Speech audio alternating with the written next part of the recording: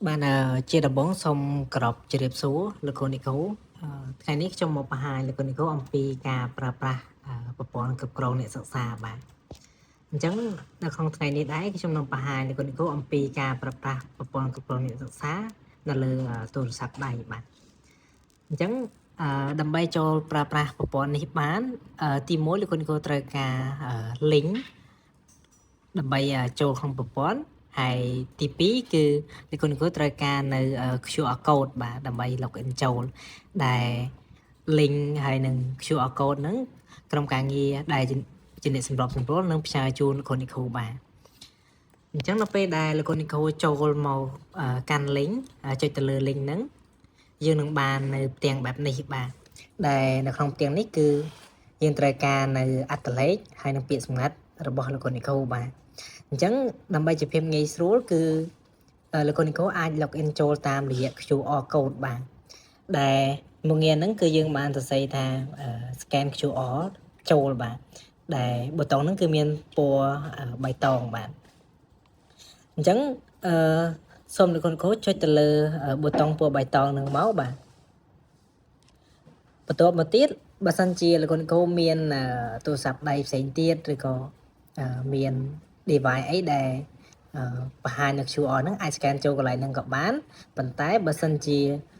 លោកនិកបាន save QR ហ្នឹង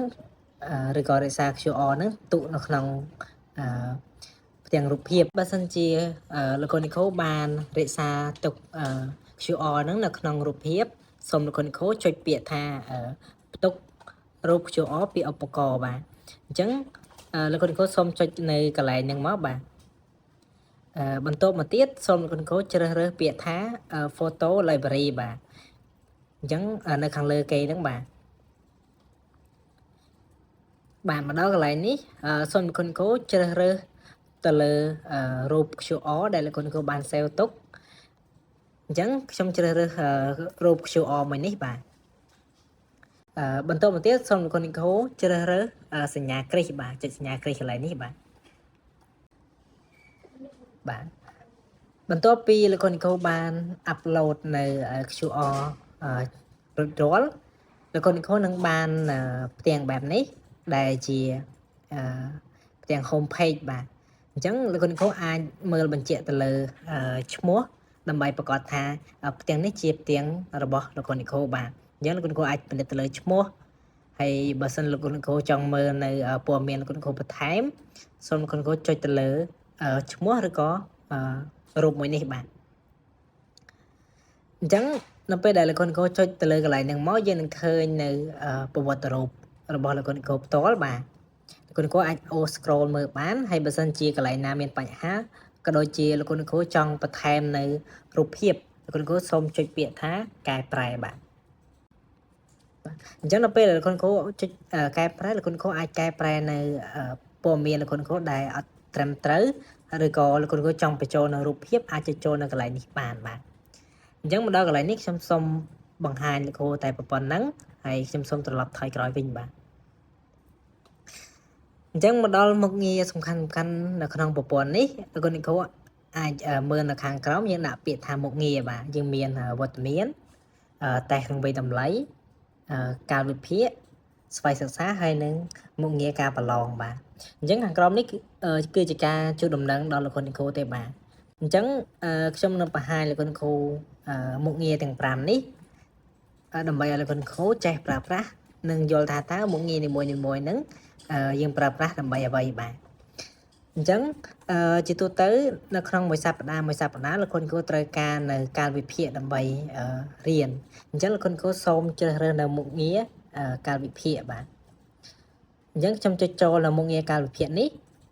អញ្ចឹងលោកគ្រូនឹងឃើញនៅកាលវិភាគដែលលោកគ្រូរៀននៅសប្តាហ៍បន្ទាប់បាទអញ្ចឹងមុខងារទី2គឺតាក់ទងជាមួយនឹងមុខងារវត្តមានបាទជាទូទៅនៅពេលដែលលោកគ្រូរៀននៅចុងសប្តាហ៍យើងនឹងមានការចុះវត្តមានបាទអញ្ចឹងសូមលោកគ្រូចុចទៅលើពាក្យថាវត្តមាននឹងបាទអញ្ចឹងនេះគឺជាវត្តមានដែលលោកគ្រូត្រូវការចុះបាទហើយលោកគ្រូចូលមកដំបូងយើងនឹងឃើញពាក្យថាសូមរងចាំចុះវត្តមានបាទអញ្ចឹងមុខងារនេះគឺយើងមានការ update copy យើងរៀននៅក្នុង Google Form លោកគ្រូបាទអញ្ចឹងលោកគ្រូត្រូវការទាមទារនៅលេខកូដដើម្បីចុះវត្តមានហើយការចុះវត្តមាននេះគឺក្នុងមួយវេនគឺទាមទារឲ្យលោកគ្រូចុះពី2ទៅ3ដងអាស្រ័យទៅលើលោកគ្រូអតេគាត់ដាក់ជូនបាទសម្រាប់ការចុះវត្តមាននេះដែរលោកគ្រូអាចចុះវត្តមានបានលុះត្រាតែក្រុមការងារអ្នកសម្របសម្រួលបើលោកគ្រូចុះឬក៏លោកគ្រូអតេគាត់បើឲ្យចុះបាទហើយ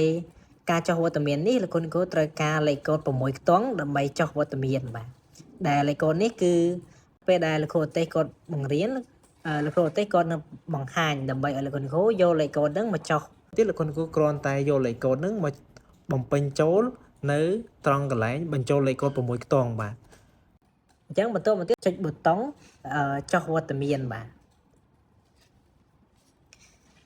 អញ្ចឹងនៅពេលដែលលោកគ្រូចុះវត្តមានកន្លែងនេះគឺស្ថិតនៅ A នៅឡើយទេបាទព្រោះលោកគ្រូអាចមើលនៅកន្លែងនេះបានគឺលោកគ្រូត្រូវការចុះវត្តមាន2ដងបាទដើម្បីsystem ចាប់ថាលោកគ្រូបានចូលរៀនពេញម៉ោងបាទបើមិនជាលោកគ្រូចុះតែម្ដងទេអវត្តមានអញ្ចឹងបាទ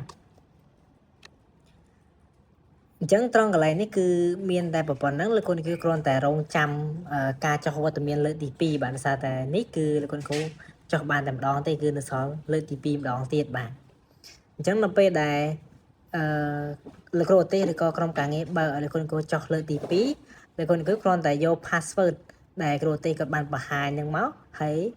លោកគ្រូគ្រាន់តែបំពេញលេខកូដហ្នឹងត្រង់កន្លែងបញ្ចូលលេខកូដ6ខ្ទង់បាទហើយចុចវត្តមានមកដល់ពេលដែលលោកគ្រូគ្រប់គោលការណ៍នៃការចុះវត្តមាន2ដងហ្នឹងលោកគ្រូអាច check មើលវត្តមានខ្លួនឯងបាននៅត្រង់កន្លែងនេះគឺនឹងឃើញលោកគ្រូបានពៃហើយបាទលេខបានអីបាទអញ្ចឹងនៅត្រង់កន្លែងនេះដែរលោកគ្រូអាចផ្លាស់ប្ដូរនៅមុខវិជ្ជាសិក្សាដើម្បីមើលវត្តមានតាមមុខវិជ្ជាហ្នឹងបាទឥឡូវនេះយើងចូលមកកាន់មុខងារតេស្តរង្វេងតម្លៃបាទអញ្ចឹងសូមលោកគ្រូចូលមកកាន់តេស្តរង្វេងតម្លៃបាទអញ្ចឹងនៅក្នុងមុខងារនេះគឺនៅពេលដែលលោកគ្រូចូលមកយើងមាន2ប៊ូតុងធំយើងមានទី1គឺធ្វើតេស្តទី2គឺតារាងបន្ទុកបាទ